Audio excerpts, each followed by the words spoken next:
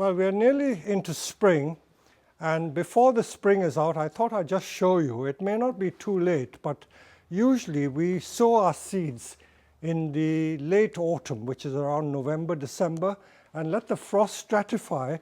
That means to wake them from the dormancy.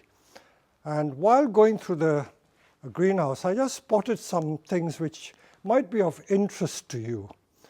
So let's look at them in turn. But I'm also going to do some jobs, and you see here I've got some. The other night I was eating an orange and I found that an orange had some pips. So these are orange seeds. Those of you who've tried to grow from orange, they are one of the easiest things to grow from seed. So that's orange seed. This is a needle juniper, the rigida. So these are the juniper seeds.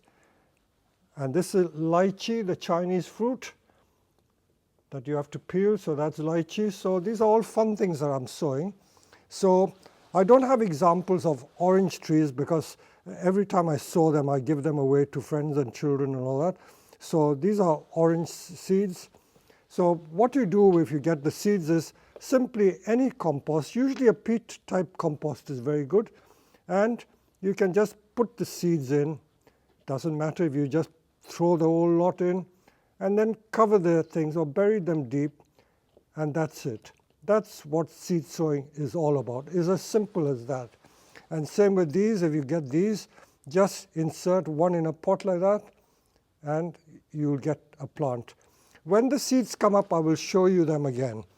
And the junipers like these little junipers, they were grown from seed. The Chinese junipers we usually grow from cuttings, but this is needle juniper. So they grow easily from seed. So inside the berry, if you open the berry, you will find the seeds in there. So in here there's one seed and two seeds. They're quite hard there. Two seeds. So in that berry there are two seeds. This one, there's one, two or three seeds. So you can just bury the whole berry into the soil and it will grow. So that's what you do. And just to show you some examples, this is a cotoneaster which still has its fruit on. So if you collect these fruit and just put them into the soil here, you get the seeds. And these are little cotoneaster seedlings which germinated last year. So look at them, all germinated. And if you pull them out, and you can see, they will all have very interesting root. And at this stage, you can then pot them up into individual pots. So that's a seedling, 1-year-old seedling that has come up. This is cotoneaster seedlings. I'll show you some other seedlings. Korean hornbeam, which you've heard about, is a very rare plant, and we grow them from seeds. So these are 1-year-old.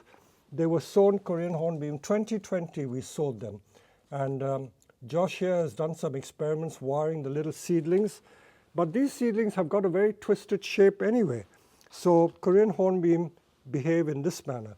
So this was also sown in 2020. Look at them. They're thinner than a needle. So that is Korean hornbeam. That's Japanese. Oh, Japanese hornbeam. Okay. Right. Now, this is Zelkova. Zelkova, we let them grow very slowly. So they are grown from seed. And look at the roots from that. These are about 4 or 5 years old. So that's quite old. And as you know that if you sow a little acorn, but we don't have to do it, the squirrels do it for us, and they produce little plants like this. So these were tall, I just cut the top, and you get a cute little plant like this, which is already ready for bonsai.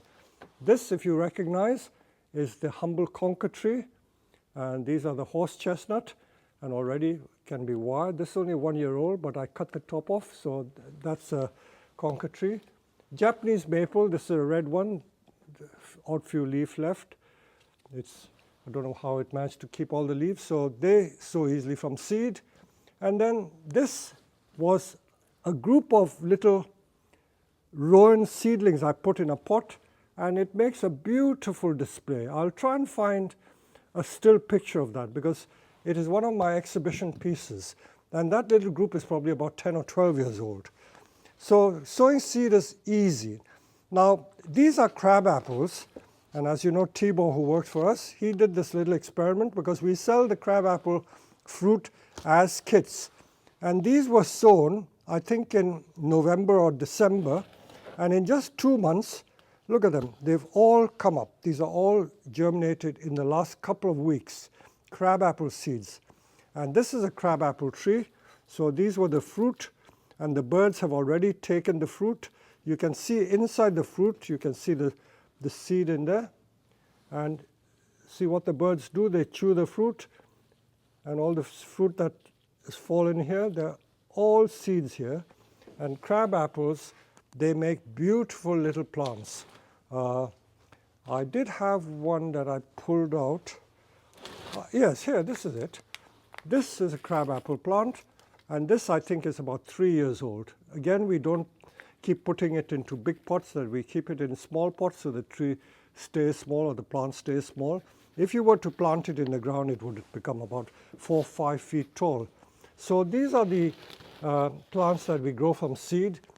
Propagating plants is a subject in its own right. There is so much you can write about or talk about.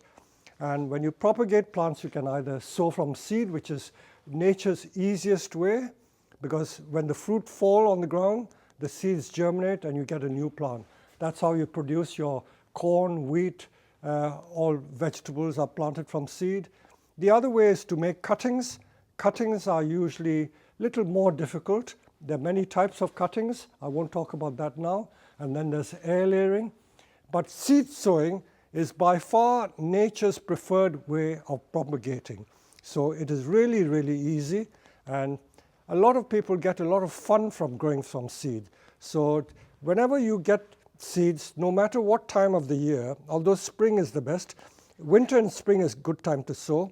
Just sow them and you'll see the plants come up. And this again is like growing plants virtually for free. So have a go, and I hope you enjoy the little experiment.